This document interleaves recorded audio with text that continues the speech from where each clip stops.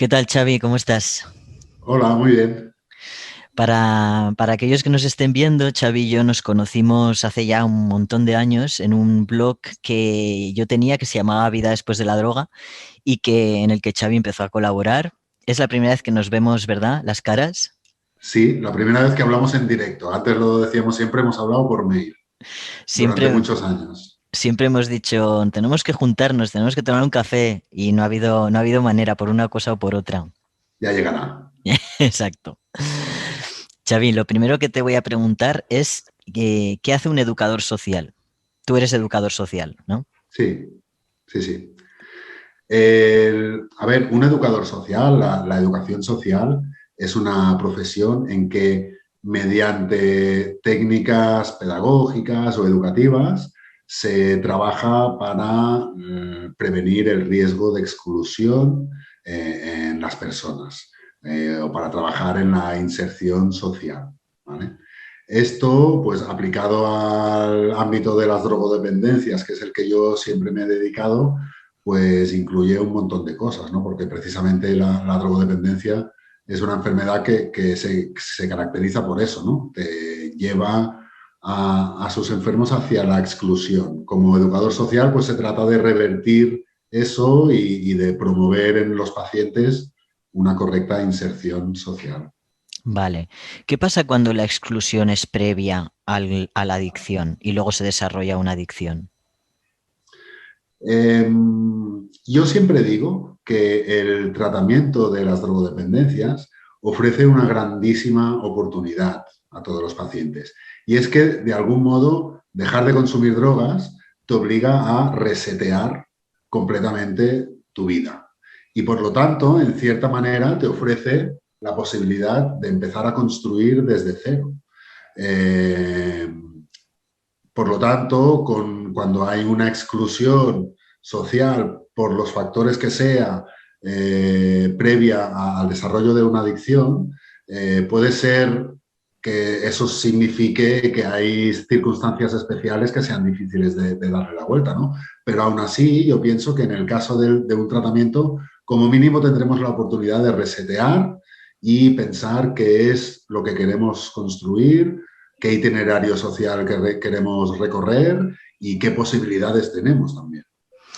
Luego volveremos a esto porque me interesa ver con qué recursos se cuentan, si supongo que en cada comunidad será diferente, pero si en situaciones de exclusión muy, muy graves, con donde hay precariedad, qué recursos económicos ofrece la administración, ¿no? Bueno, económicos y sociales. Pero ahora quiero preguntarte, ¿es posible que una persona que viene de un entorno, lo que llamamos normal, que es horroroso llamarlo normal, pero pongamos que viene de lo que se ha entendido toda la vida como una buena familia, una persona que ha nacido en un entorno aparentemente de una familia estructurada, que ha estudiado, que ha ido a la universidad incluso, que ha salido, desarrolla una adicción, ¿esa persona realmente puede llegar a un nivel de exclusión? Sí, totalmente. Y de hecho tenemos muchos casos que lo demuestran. El hecho de empezar a desarrollar una adicción no implica porque hay diferentes perfiles, ¿no? de adictos, y no implica necesariamente que tú no hayas tenido una familia estructurada, no hayas podido estudiar, no seas muy inteligente o ciertos aspectos de la vida los tengas muy normalizados, ¿no? Pero en todo caso, si una vez la adicción empieza a mostrarse a nivel más claro de cara a la sociedad, eso va haciendo que se te cierren puertas en el trabajo, los ambientes de ocio, los amigos. Generalmente la familia es la última que cierra las puertas, pero evidentemente si uno no se pone en tratamiento y revierte su deterioro progresivo, al final la familia también cierra las puertas. De hecho, muchas personas que, que pueden estar en una situación de no tener techo, de estar viviendo en la calle y tal, puede ser debido o a una adicción o a un problema de salud mental que no se ha tratado correctamente y al final sus familias han cerrado las puertas. El otro día entrevisté, no sé si pudiste verla, a Joaquín, un chaval, un hombre que era adicto y que su droga estrella era la heroína, ¿no? Llevaba 2 años rehabilitado, había tenido varias recaídas, había pasado muchos años en medio limpio, luego había vuelto a recaer y él era un ejemplo de esto que estamos hablando. Él acabó en el poblado, durmiendo en el coche, luego sin coche, ¿no? Y a raíz de eso, muchas personas adictas a la heroína, precisamente, han escrito estos días, que estaban en activo, que no sabían qué hacer, que estaban desesperadas, ¿no? Porque habían perdido pues todos sus recursos. ¿A vosotros os llegan personas con problemas de heroína? Si os llegan, ¿son distintos a otro tipo de consumidor, de otra droga?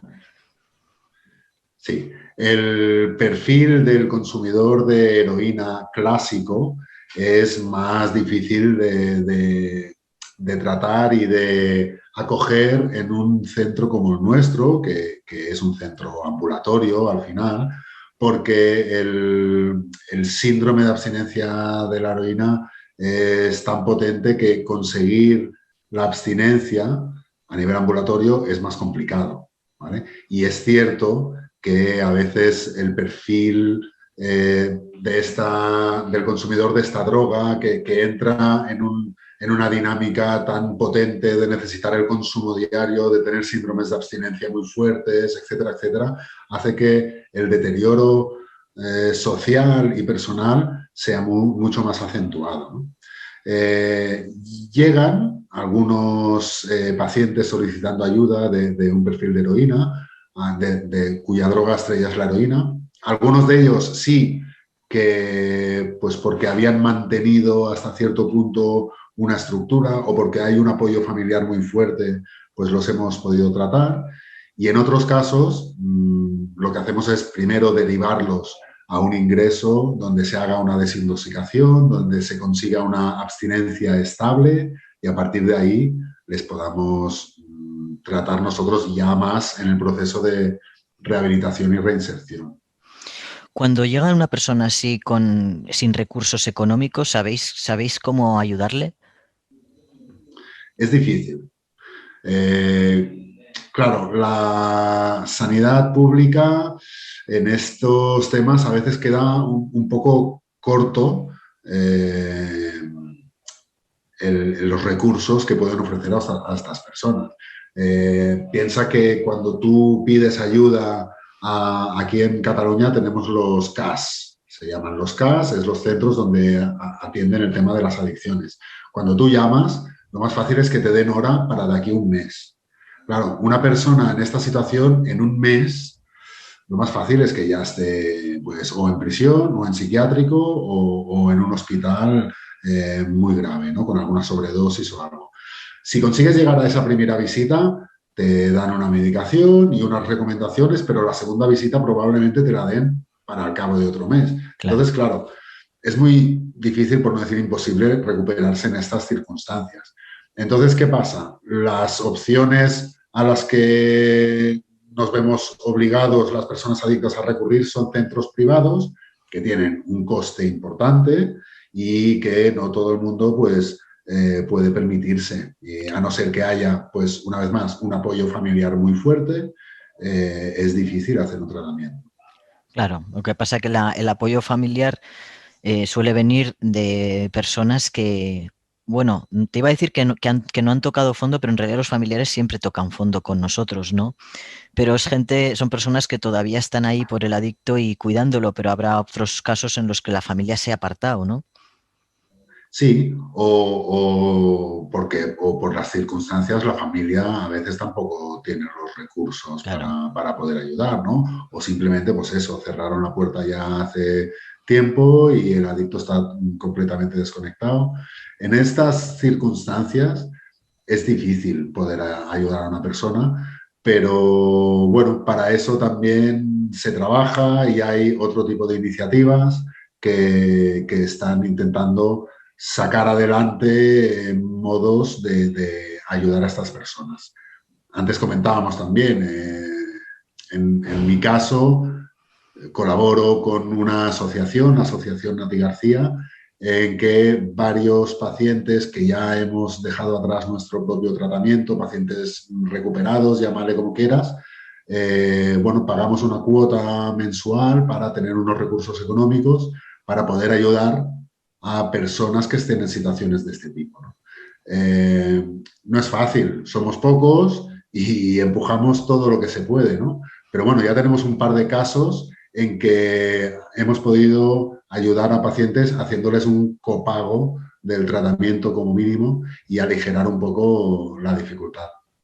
Luego dejaré abajo en los comentarios esta asociación, dejaré también el centro donde tú trabajas, que dentro de un rato hablaremos de ello. Y en el boletín que suelo enviar cada semana con la entrevista incluiré información. Has hablado de Nati García. ¿Qué es Nati García para ti? Bueno, Nati es, yo lo he dicho muchas veces, ¿no? Y lo sigo diciendo, es como una segunda madre. Porque al final el tratamiento que yo hice fue como un renacer, ¿no? Y en ese renacer, pues ella fue quien más me acompañó. Yo cuando llegué al tratamiento, desde el primer día, desde la visita informativa, me encontré con Nati. Ella es una terapeuta, pues, con mucha experiencia, ya en aquel entonces, ahora hará unos 14 años, ella ya llevaba muchos años trabajando y bueno, pues me encontré con una persona que con la manera de hablar, de mirarme, de responderme, yo notaba que me entendía perfectamente, ¿no? Y desde entonces, pues bueno, eso. Ella siempre fue mi terapeuta de referencia, aunque he hecho terapia con muchos otros terapeutas, pero ella fue la terapeuta que me ponía las pautas, la que me decía lo que sí, lo que no, la que me cortaba el rollo cuando yo empezaba a fantasear o a montarme películas, la que me metía caña, ¿no? Y al mismo tiempo me recogía y me acogía y sentía que me hacía sentir que yo podía hacer muchas cosas importantes. Bueno, fue una persona muy importante y además después ya una vez finalizado mi proceso personal, fue la que me propuso de empezar a trabajar, de formarme como terapeuta, primero como monitor, después como terapeuta y a día de hoy, pues nada, es mi compañera de trabajo, la directora del centro y sobre todo eso, mi gran compañera. Sí. Qué importante es cuando llegamos la sensación de que alguien confíe en nosotros, ¿no? O sea, que nos ponga límites, lo que fuera de un contexto terapéutico pueden ser límites, dentro del contexto son pautas, pero que al mismo tiempo recoja, acompañe. Yo no sé tú, pero yo cuando llegué tenía la confianza en mí completamente destruida, ¿no? Y no sentía que nadie confiara en mí. Y yo tuve en un momento dado eso con una de mis terapeutas. ¿Tú cómo llegas a recuperación? Mira, yo llegué a recuperarme porque me cerraron la puerta de casa. Tus padres. Mi mujer, la que en ese momento era mi mujer, yo convivía con ella y teníamos un hijo que entonces tenía un año y poco. Bueno, y por lo que sea, ¿no? Después de tanto tiempo, de tantos años y de tantas noches llegando a las tantas y de tantas llamadas de no cogerle el móvil y tal, bueno, un día se hartó y cuando llegué a casa, pues estaba cerrado por dentro y no había manera de entrar y no me abrió. Eso fue la gota que colmó el vaso, porque realmente, bueno, pues yo venía de unos meses de mucho consumo, de mucho destrozo, donde ya todo el mundo se estaba dando cuenta de que yo necesitaba ayuda. Y después de pasar un par de días fuera de casa, accedí a entrar en tratamiento. Una vez allí, bueno, lo que comentábamos, yo creo que es muy importante el vínculo que se genera con el que sea tu terapeuta o la persona que te ayuda, ¿no? Y en base a ese vínculo es donde tú le permites a alguien que te ponga límites. Pero si no hay un vínculo previo, es difícil. Sí. ¿Ella fue capaz de cerrarte la puerta con ayuda o fue algo que ella hizo sola? No, ella, de hecho, rememorando ahora ese momento, en las semanas previas ya había habido movimientos, ¿no? Ya había hablado con personas cercanas al tratamiento, con alguien que había hecho el tratamiento en su momento y ya le aconsejaron. Ya le Vale. aconsejaron, oye, el próximo día coges y le cierras la puerta. ¿Cómo voy a hacer eso? Que sí, que lo hagas, que es la única manera, tal. Hasta el día que lo hizo. Y realmente en mi caso eso fue el detonante y en muchos casos. Hasta que, porque tú como adicto, sí que hay momentos en que te das cuenta que tienes un problema y dices, bueno, no, pero mañana te haces promesas a ti mismo, ¿no? Y si te dicen, dices, vale, sí, necesito ayuda, pero ya si eso la semana que viene, porque ahora no, es como que siempre lo vas alargando, ¿no? Hasta que no hay alguien que te cierra la puerta y te ves obligado a dar el paso. El otro día entrevisté a Paqui, una pareja de un adicto, ¿no? Rehabilitado, y hablaba de cómo se sentía ella y cómo se suelen, era muy representativo de cómo se suelen sentir las parejas. ¿Tú eras consciente cuando consumías y tu mujer, tu exmujer sufría? ¿Tú eras consciente de su nivel de sufrimiento? No, no, porque realmente en ese momento no era consciente de nada. Como te digo, tenía momentos de lucidez, tenía momentos de lucidez en el que te dabas cuenta de que tenías un problema y de que estabas tratando mal a las personas de tu alrededor, pero en ningún momento mientras estaba en activo era consciente de la magnitud del problema y de la magnitud de sufrimiento que podía provocar en las personas de mi entorno. Luego con el tiempo, a medida que te vas recuperando y van pasando los meses, vas tomando conciencia y es como que tomas perspectiva, ¿no? Te alejas del tema y puedes ver mucho más claramente lo que sucedía. Mientras estaba consumiendo, algún momento de lucidez, pero realmente conciencia no tenía ninguna. A mí me pasó algo muy curioso hace relativamente poco que me dejó helado, que fue, estaba en una conversación con mi tía, con la cual había tenido pues, mis conflictos, como tenemos prácticamente con toda la familia, y me estaba hablando de una situación que vivimos en el pasado, pero no era una situación de conflicto, o sea, ella estaba recordando, ¿no? Un episodio que no había sido traumático ni nada, simplemente un episodio.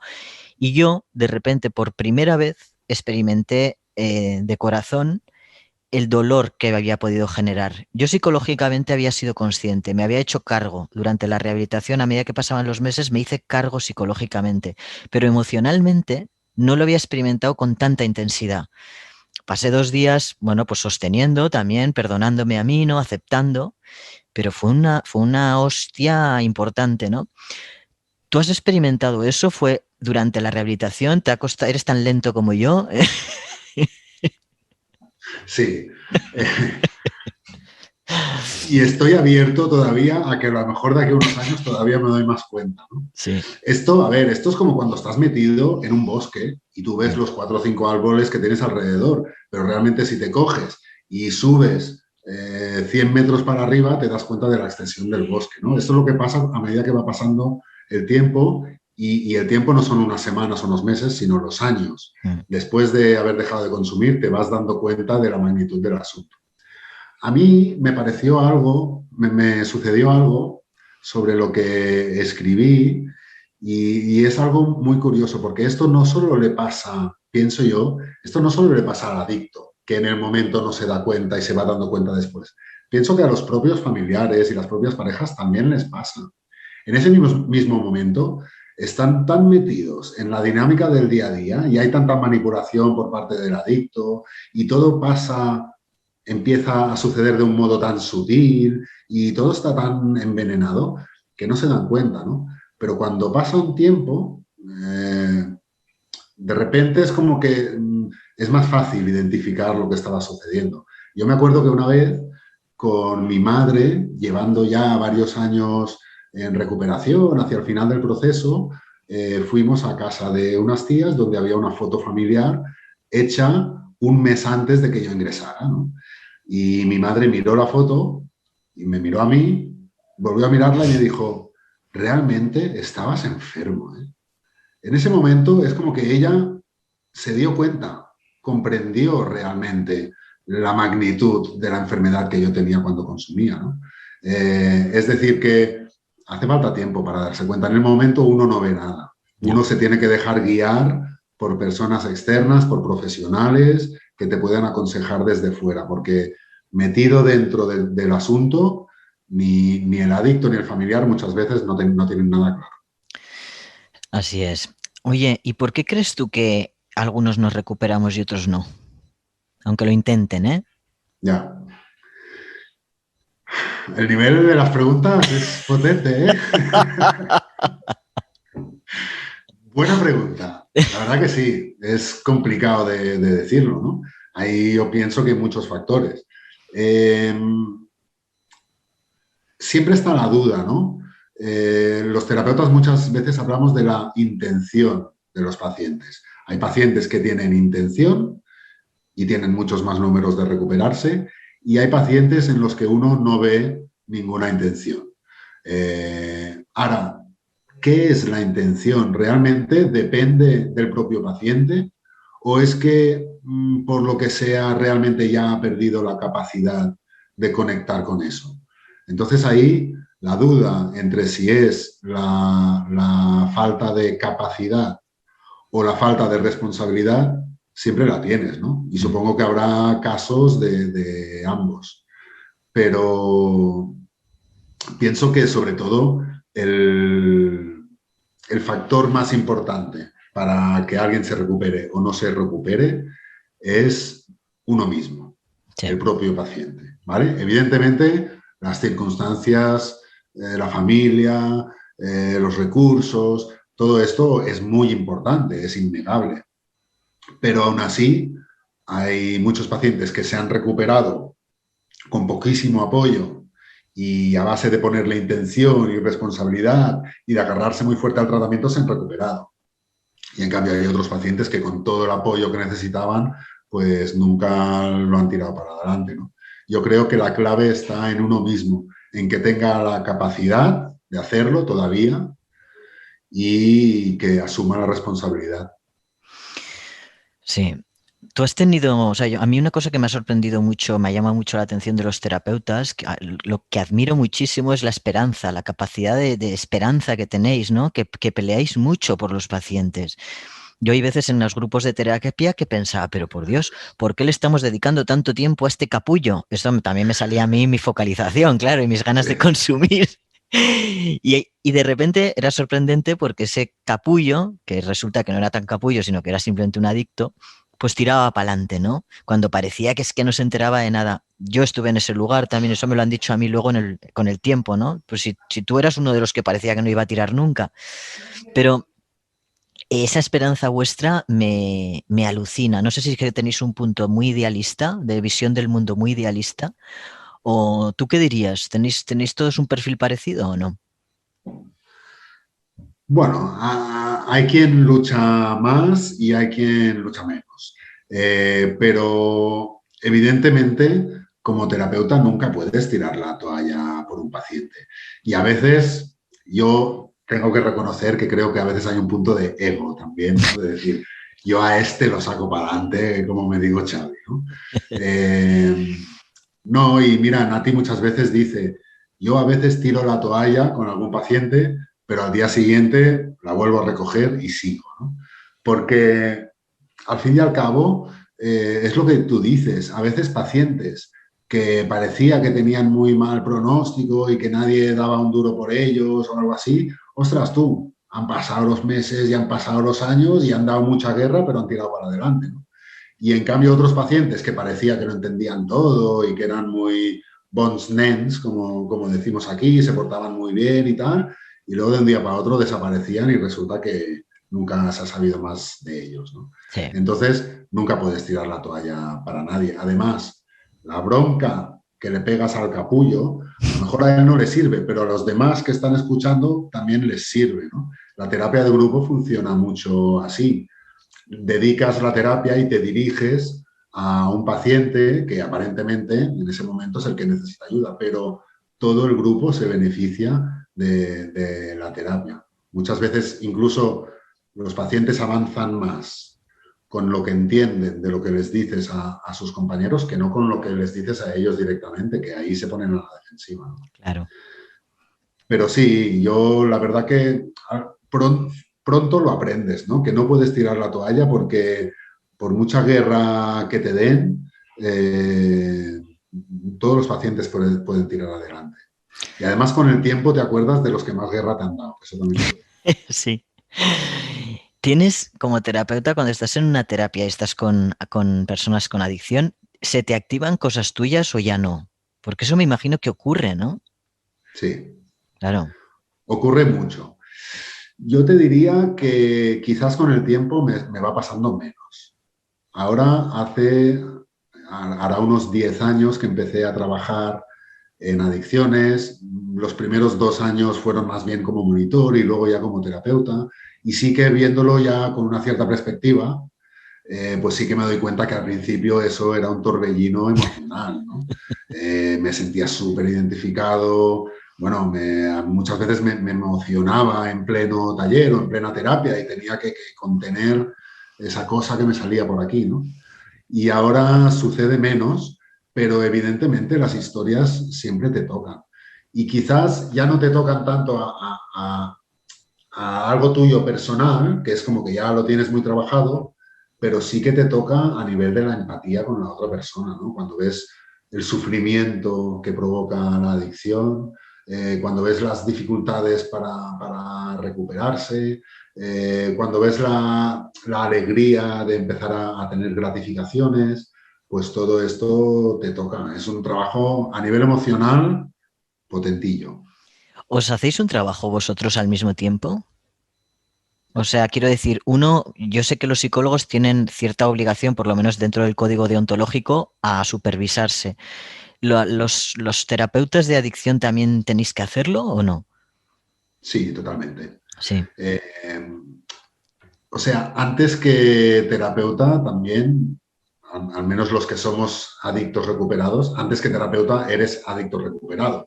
Por lo tanto, todo se basa en tu propio bienestar, equilibrio y calidad de vida. Si pierdes eso, vamos, no puedes desde luego hacer ningún trabajo, pero es que además se te desestabilizará todo, ¿no? Entonces, sí, hay que hacer un trabajo de mantenimiento, estás obligado a estar mínimamente bien. Y luego, pues bueno, cada uno va encontrando sus recursos en ese sentido. El propio tratamiento nos hizo un máster, ¿no? En tener un poco de calidad de vida y además no está de más tener algún otro terapeuta que te haga una supervisión de vez en cuando, con quien poder hablar de casos o de temas específicos del trabajo. Hay que hacer una supervisión, sí. sí. Has hablado de tu exmujer y con lo cual entiendo que llegaste a tratamiento estando casado, pero ahora no lo estás, ¿no? Correcto. ¿Os separasteis? Me has comentado antes que más o menos a los 4 años o así. Sí. ¿Fue a causa del tratamiento? ¿Fue a causa de que la adicción había hecho mucha mella? ¿Fueron otras causas? Bueno, es curioso, ¿no? Porque yo diría que fue a causa del tratamiento.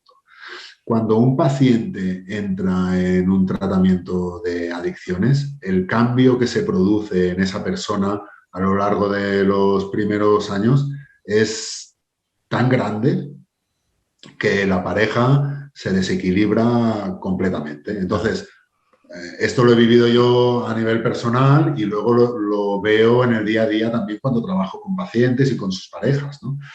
O la pareja, por lo que sea, se apunta al carro y también hace un cambio personal muy potente y un cambio de vida, o la pareja se desajusta tanto que con el tiempo pierde su sentido y se desmorona, ¿no? Tenías un hijo cuando ingresaste. ¿Cuántos años tenía tu hijo? Mi hijo tenía 1 año y medio cuando yo ingresé. Ah, era pequeñito. Sí, Y hay gente que quizá nos está oyendo y dice, joder, ¿y este tío cómo podía estar consumiendo con un hijo tan pequeño, no? ya. ¿Qué Yo dirías también de me lo eso? pregunto. Es que es muy representativo de lo que supone el consumo para un adicto, ¿no? Que pasa por Claro. encima de todo, hasta de un hijo Totalmente. pequeño. De hecho, a ver, pues evidentemente este fue aparte de que me cerraran la puerta en su momento y tal, luego hay motivos que te ayudan a darte cuenta que realmente necesitas ayuda, ¿no? Por ejemplo, este era uno de ellos, ¿no? Yo tenía un niño, el primer año de vida de mi hijo se me escapó. Claro. Y yo estaba con él a veces intentando hacer de padre y era imposible. Yo estaba más pendiente de cuándo podía escaparme para volver a lo mío que no de estar allí. Y si estaba, estaba de cuerpo presente, figurando, pero con mi cabeza en otro lado. Eh, entonces, claro, este es uno de los motivos de que yo aceptara ese tratamiento.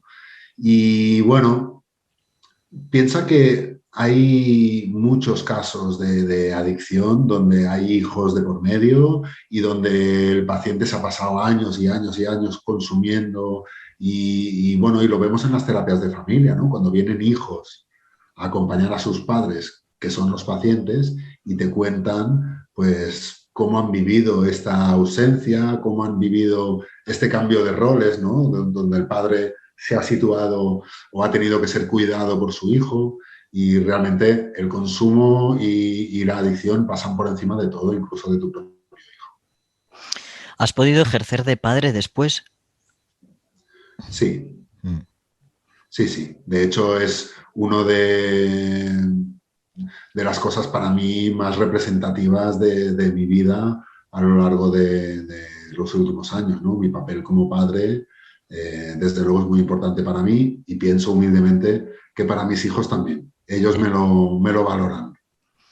Hay veces que nos preguntamos, yo durante el proceso de tratamiento me lo preguntaba con compañeros, pero luego me lo he preguntado con personas de mi entorno que, que bueno, que se han podido recuperar y que están mejor o están peor, ¿no? Porque evidentemente si uno no continúa haciendo un trabajo importante o por lo menos siendo muy consciente y poniendo en marcha sus herramientas cuando no se encuentra bien, pues tiende a repetir ciertas conductas.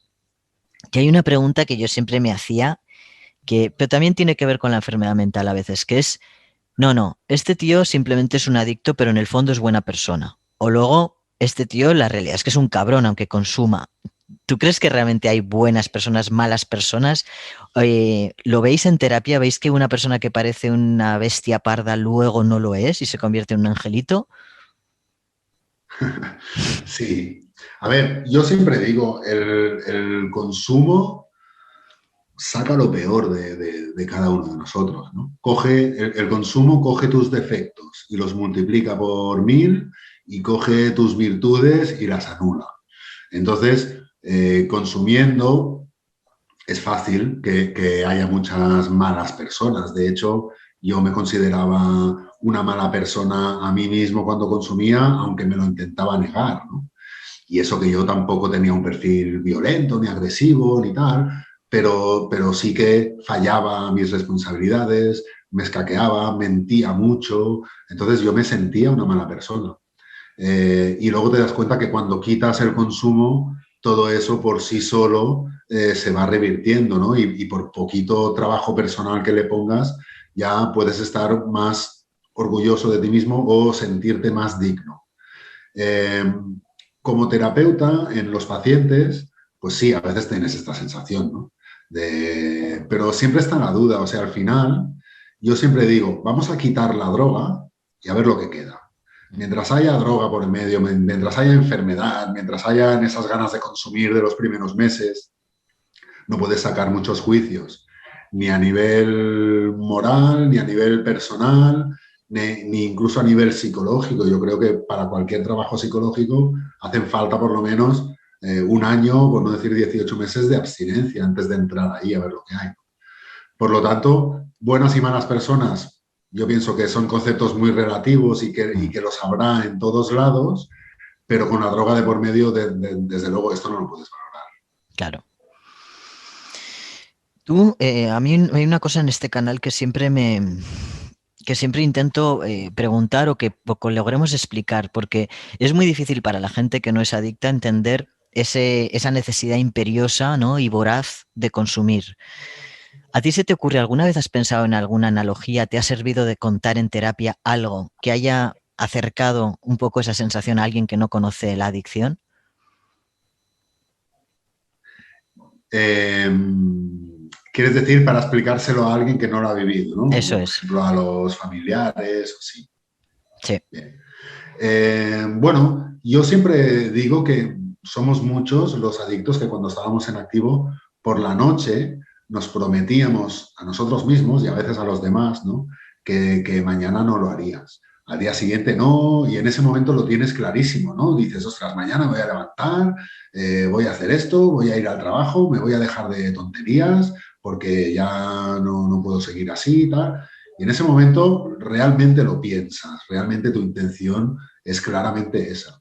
Pero al día siguiente hay una maquinaria aquí dentro que se pone en marcha y te empieza a martillear la cabeza a pensamientos, ¿no? Y uno no se los puede sacar de encima.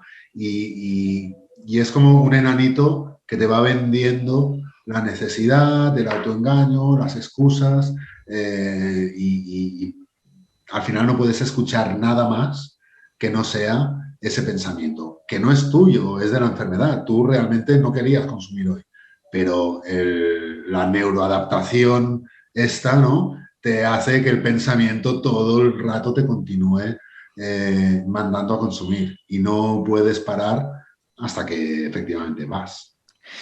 ¿Y recuerdas cuando ibas, cuánto tiempo se mantenía ese alivio de consumir, de meterte una raya a una copa? Pues mira, cuando yo siempre digo que en los últimos meses el mejor momento o el momento menos malo es cuando ya habías conseguido el dinero, habías conseguido la excusa y estabas yendo a comprar. En ese momento, de repente te sentías aliviado y decías, ostras, qué bien, ya lo tengo aquí, ya solo me falta, me lo tienen que dar. Entonces te lo daban, entonces cagada. A la que abrías la bolsita y empezabas a consumir, empezaba otra vez el malestar. El enanito empezaba otra vez. Ya está, me han dado poco, esto se va a acabar, ostras, ahora dónde me escondo, ahora qué digo, me lo van a notar. Empezaba el sufrimiento otra vez. Es decir, que es muy sibilina, ¿no? La enfermedad. El consumo ni siquiera nos hacía sentir bien. Lo único que nos hacía sentir bien era la esperanza de quitarnos ese malestar y ese síndrome de abstinencia. Sí, tal cual. Fíjate, nunca lo había pensado, Xavi. Me lo has hecho recordar ahora. Y es cierto, el único alivio era el momento previo a esnifar o a consumir lo que fueses a consumir, cuando ya tenías todo el escenario montado para poder hacerlo. Mm, Sí. Porque había la esperanza, ¿no? En ese momento hay la esperanza de que voy a estar bien. Luego exacto. cuando empiezas a consumir, todo está mal, todo sigue Sí, mal. sí, sí, sí. Y peor. Oye, entonces ahora estás trabajando de terapeuta en el... dime cómo se llama el centro. Centro terapéutico La Garriga. Vale, y es ambulatorio, has dicho. Sí, tenemos un centro de día. Los pacientes empiezan su proceso, pues eso, ¿no? De centro de día, de 11 de la mañana a 7 de la tarde. Es un tratamiento basado en la terapia de grupo, donde también hemos introducido toda una serie de talleres psicoeducativos donde, bueno, con los que complementamos las terapias, el apoyo, evidentemente, la parte médica, la parte psicológica, la parte terapéutica. Estamos todos coordinados aquí. En el caso de que sea necesario un ingreso, porque a veces lo es, nosotros siempre intentamos trabajar a nivel ambulatorio. Yo creo que cuando se puede, se consiguen grandes avances, porque te ahorras todo ese momento de la salida del ingreso tan complicado, Claro. de reinserción, esto como que ya lo haces desde el primer día, ¿no? Ahora, en los casos en los que es absolutamente necesario porque la persona es incapaz de mantener la abstinencia, entonces sí, colaboramos con algún centro de ingresos. ¿Qué porcentaje dirías que tenéis que derivar a un centro de ingresos y qué porcentaje corresponde a... Si tienes, si me lo puedes aproximar. Yo te diría que sobre un 10-15% de los pacientes sí que me veo o nos vemos obligados a derivarlos o a recomendarles un ingreso previo. Es un porcentaje pequeño. Es pequeño, sí, Sí, porque al final lo que nosotros hemos intentado aquí es hacer un ingreso sin que sea ingreso, ¿no? claro.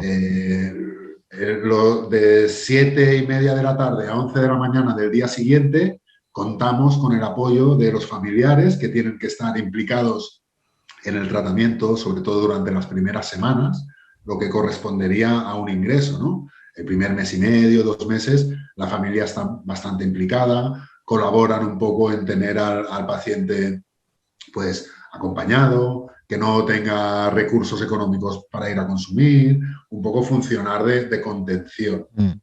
Y luego el resto del día lo pasa con nosotros, incluso el sábado, con mucho apoyo por parte de los compañeros veteranos, también los domingos donde se organizan actividades.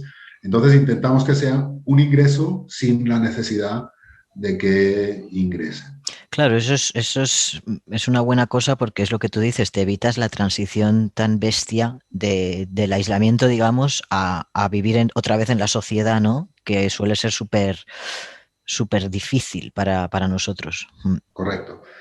Y al mismo tiempo también abaratas los costes de tratamiento, ¿no? Porque claro, lo que es un ingreso ya te implica alojamiento, comida, enfermería 24 horas, son todos unos recursos que los centros de ingreso necesitan y que encarecen mucho el proceso. Haciendo el tratamiento en centro de día, bueno, pues encontramos una manera de compartir ese peso con la familia y que muchas veces salga más económico. Claro.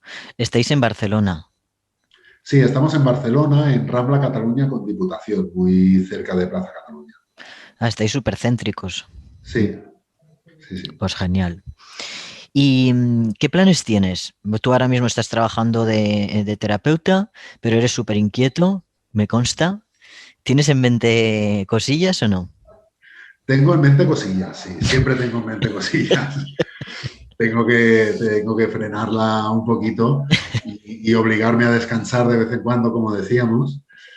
Pero sí, ahora lo que tengo en mente, mira, a raíz de la pandemia y del confinamiento del año 2020, ¿no? Que fue un proceso muy heavy que vivimos todos, los terapeutas y los pacientes también vivimos eso de una manera muy, muy espectacular, ¿no? Yo me encontré de un día para otro organizando terapias online, pidiéndole a todos los pacientes sus mails para mandarles invitaciones a las reuniones, bueno, descubriendo cómo se hacía eso de dar una terapia online, ¿no?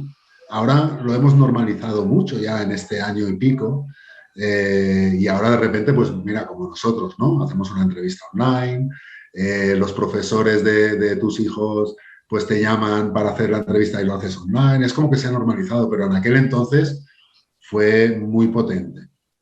Entonces, bueno, ese momento como que pienso que sacó a relucir las posibilidades, las enormes posibilidades que nos dan las nuevas tecnologías aplicadas al tratamiento de las adicciones. Y al mismo tiempo también nos dimos cuenta de las muchas limitaciones que tenemos en este sentido, ¿no? Y bueno, ahí se encendió una bombilla y empecé a pensar y también pues con otros compañeros de proyectos a diseñar de qué manera las nuevas tecnologías podrían adaptarse al tratamiento de las adicciones. Así que ahora en mente tengo esto, desarrollar algún software de apoyo al tratamiento y con ganas de que el tema pueda tirar adelante, porque realmente pienso que podría ser un gran aporte. Si observas en muchas otras enfermedades, cuando se ha encontrado la manera de conjugar el enorme potencial de la tecnología con el tratamiento, se han producido grandes avances, ¿no? Yo pienso que en la adicción tiene que ser igual. Yo también lo pienso, antes lo comentábamos y a mí me parece una herramienta súper necesaria y que bien diseñada va a ser muy, muy útil para todos nosotros. Sí, porque además se pueden incorporar, va mucho más allá que una terapia así, ¿no? De repente hacer un Zoom, es que se pueden incorporar un montón de cosas en una aplicación. Totalmente. Y pues me quedo con ganas de ir a alguna terapia vuestra, a ver si ahora de verdad en algún viaje a Barcelona me acerco. Porque podéis recibir a gente que no haya hecho la rehabilitación con vosotros, veteranos me refiero. Sí. Mm. siendo de la casa prácticamente, ¿no? Y habiendo pasado por un tratamiento parecido al nuestro, Sí, además, pues sin ninguna duda, ¿no? De manera así puntual, siempre hay gente que se pone en contacto con nosotros, nos pide de venir de oyente o de participar en alguna claro, terapia. Nosotros encantados, Ollán, cuando sí, quieras, nos avisas vale. y aquí estamos. Sí, porque verte a ti en acción tiene que ser bien chulo. Eh. Muchas gracias. Bueno, Xavi, pues nada, que ha sido un placer. A ver si, como digo, a ver si nos vemos pronto por ahí. Y oye, mucho éxito, adelante con el canal, con el sello editorial. También tengo muchas ganas de ver cómo se va materializando todo ese Sí, proyecto y muchas ganas de leer todos los libros que vas a editar próximamente. sí, sí, yo creo que te gustarán. Y además tenemos ahí entre manos tú y yo alguna cosilla, ¿no? Ya lo sabes, el tema de la lectura y la escritura para mí ha sido algo muy especial en la Sí, recuperación. sí. Y bueno, ahí también hay otros proyectos que se pueden ir tirando para adelante. Ojalá. Ojalá, así es. Bueno, Xavi, un abrazo grande y gracias. Igualmente, Ollán, un abrazo.